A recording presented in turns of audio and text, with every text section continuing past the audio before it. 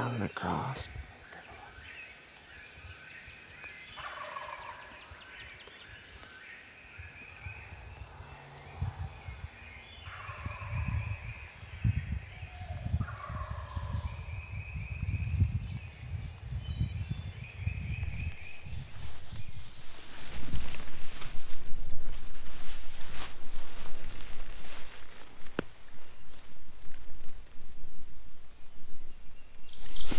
Well, this morning we got in here.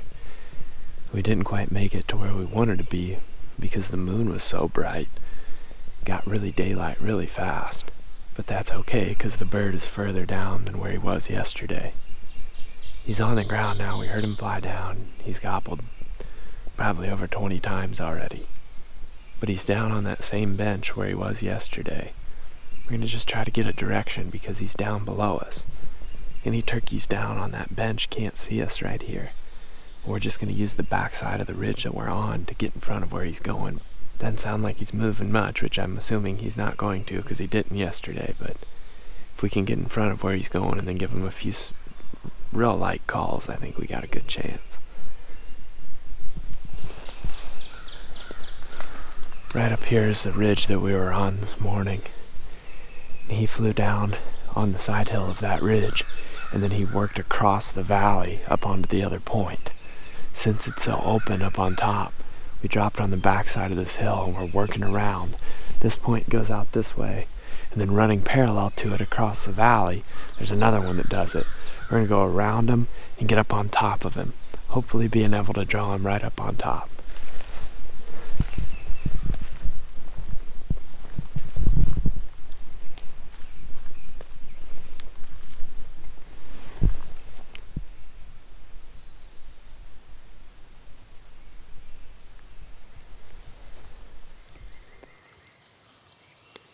So tempting to call to make him gobble, but I'm afraid that's just going to instantly make him hang up unless we are right in his grill. Yeah. Like if it's the same turkey we've called to him so much now that I don't want to mess with him a bunch. Yeah.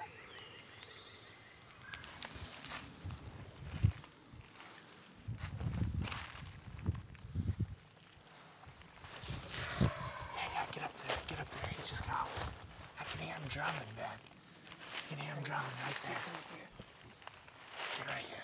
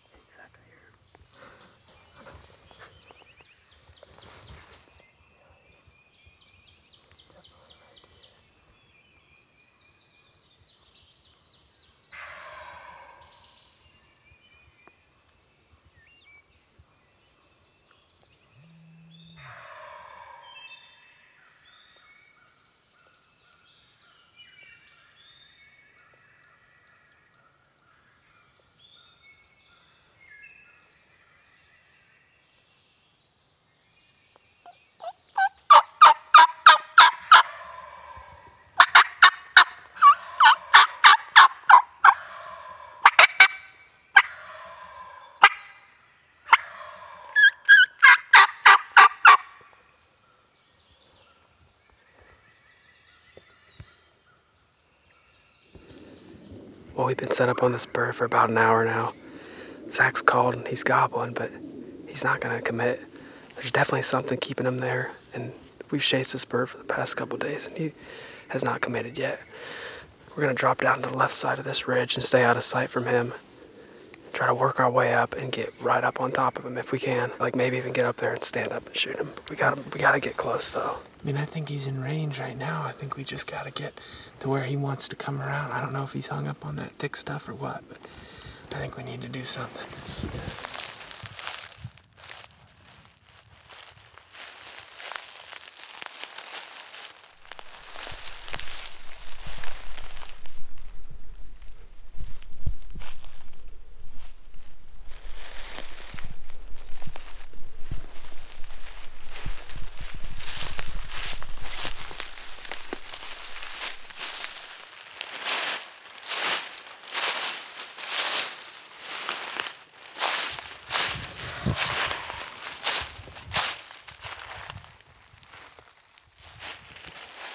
gonna crawl. Yeah.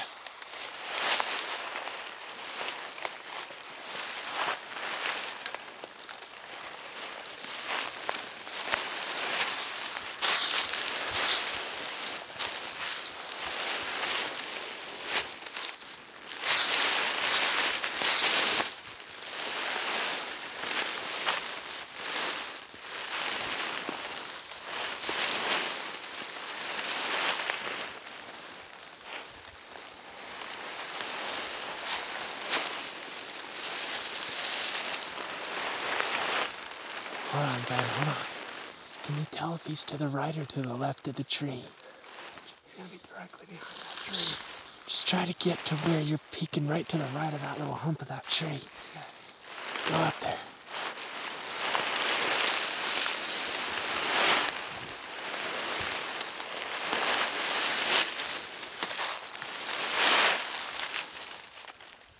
Do you see him? I see his fan. Okay. Gotta get up here. Can I get up there? Get right up on my butt. Okay.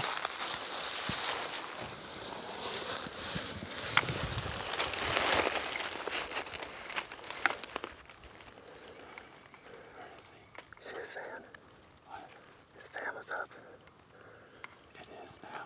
No, not now. Oh, yeah. It was up. I see his head. Is he looking? Shot at him. Probably gonna have to shoot him quick. Got him, Ben.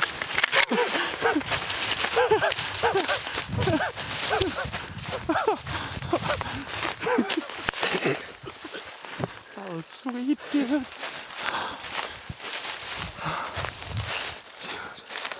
that is sweet. Good job. Good job. Good job. Cannot believe it. Was not coming in, baby. No, he was not, dude. I cannot believe we got up there, man. Good job. I was getting real anxious because I was like, Ben, you've got to get to the right side of that tree, dude. I popped up around that tree and I just saw the fan. And I then, popped up and I saw his head. yeah, and then I was like, and then you said that's his head, and I saw him turn. I was like, oh my God, he's And then way he started closer. putting. He saw me pop Yeah. up, but I had to get up. And he went like this, and I was like, it's happening. I don't know if it's gonna work or not. Good job, dude. That's awesome, man. Former. That's the one that we were on yesterday. I'll bet you anything. Yeah. That's unbelievable. Well, yeah, we came in this morning, the other ridge, made a setup right off the bat. We came around to the ridge that he's on, and we got on top. It's a real nice dirt path, and we started working down it. And Zach said, we just got to get as close as we can to this bird, because he has not committed to anything yet. There's this huge down tree right here, and we kept calling, he would not. You could tell he could move to the left, and then he just wouldn't come back up towards us. No. So we said, we got to go to him, or he's going to lose interest and move off like he did yesterday. Yeah. He's a big bearded turkey. Yeah. I don't know. I can't tell if he's a 2-year-old or what, but that beard is insane. We noticed yesterday. He's got an awfully long beard for an Ohio turkey. But brushy beard, I guess, for an Ohio turkey. Yeah. That's awesome, dude. Pretty good hooks. Yeah, dude. Heck yeah, man. I'm just happy to be holding him. I'm tired of chasing that thing. I'm tired of chasing him big. I mean, we belly crawled the last 30 yards. We belly crawled up to that tree. And we just got up and I just hugged around the tree like this. And Zach's like, you gotta just stick your head around the side. And then the fan popped up. And now we see what he was hung up on. But Yeah. this is the same bird that actually ran in with my bird Tuesday in the rain. He's missing that broken feather right there. We didn't see that till we watched the footage back on my bird on Tuesday, but it is the same bird. It explains why he didn't come into that Jake decoy. He's His a friend little died finicky 2 now. days ago. His friend's head got blown away the other day. Poor guy.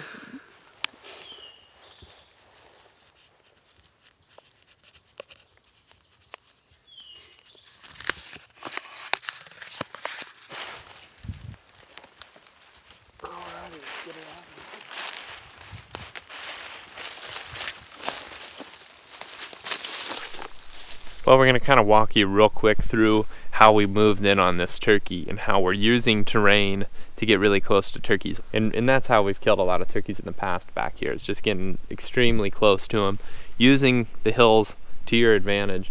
I mean, they can't see you when they're on the other side of a hill. And this ridge in particular is pretty flat on top, and then it drops off real steep on the sides. And then when we heard him gobble, we could tell he's just down over that lip. So Right. Zach said, we can just get right on top of him. And I think that kept him hanging around, like Right. you said.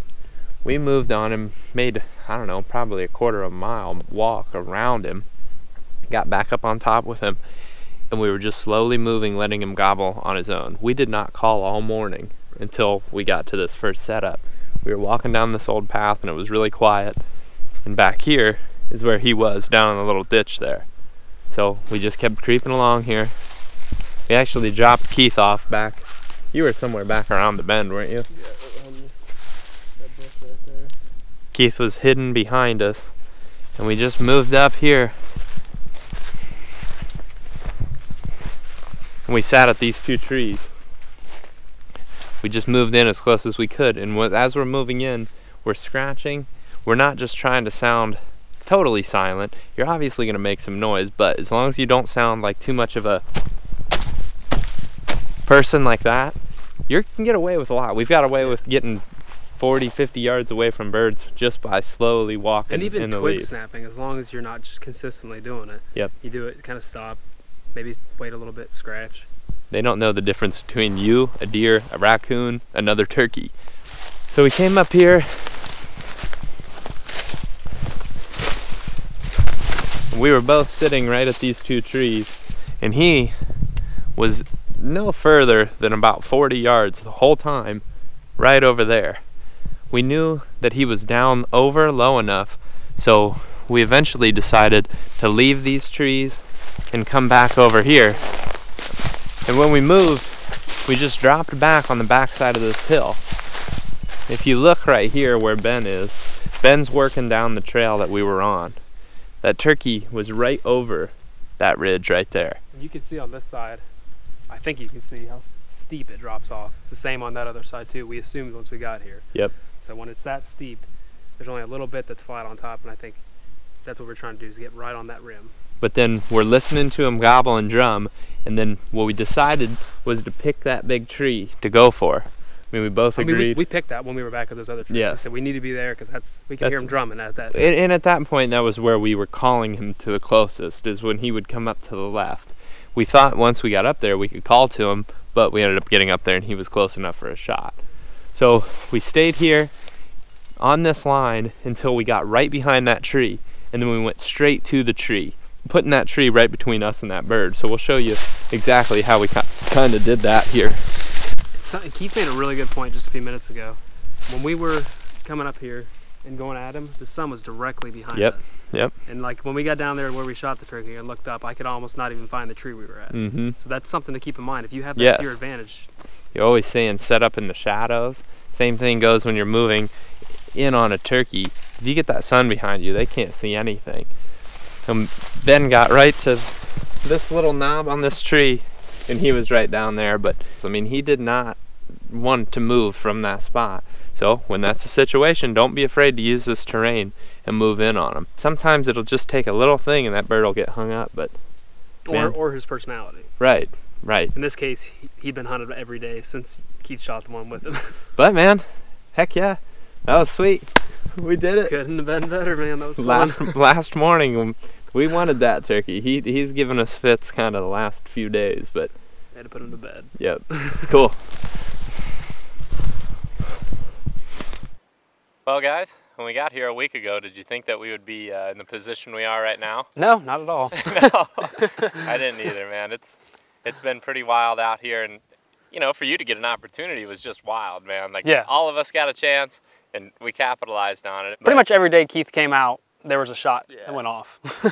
Seemed like Keith was the lucky charm on this week. Yeah, maybe it's his hat. But today, this turkey was just a classic example of a bird that has been hunted. I mean, we went in with a mission today to get on this turkey because he kind of gave us fits yesterday. He came up to about 50 yards, hung up, and we knew it was going to be a tough battle with this guy. It's actually the same turkey that came in with the one that Keith shot a couple days ago, right up there in the same area. We can tell it's the same one because he's missing a feather, and if you look at this bird when he's coming in the footage where Keith killed that one, you can tell that he's missing a feather as well. We assumed when we were hunting this bird that it was the same one. Yeah. I mean, he was acting pretty finicky. Obviously, that first day when we were back there, he came running in with another one, but past that, he was really, really shy. A lot of times, you know, hunting birds on the weekends, once the season's been open for 5 days already, you're hunting birds that have been messed with a little bit. And that's something that we've seen in the past, where they'll just kind of hang out of sight. And if you're not close enough to that bird, he'll eventually work away. So that's why we got in tight to him, kept calling, but then eventually made that final move to get on him. But really, I would say our main focus when we've been hunting these turkeys in this type of habitat has always been get as close as possible. I mean, if you're trying to hang back and call too far away, they're never going to come to you. We learned by trial and error that, hey, you're not going to call a bird from as far as you would in field country. So if you ever find yourself in hilly wooded timber, use that to your advantage. Use that vegetation and the terrain to your advantage and get tight to these birds. And then that makes the calling a lot easier. Especially right now, this year, I mean, you can see the trees aren't even leafed out yet. It's super open woods.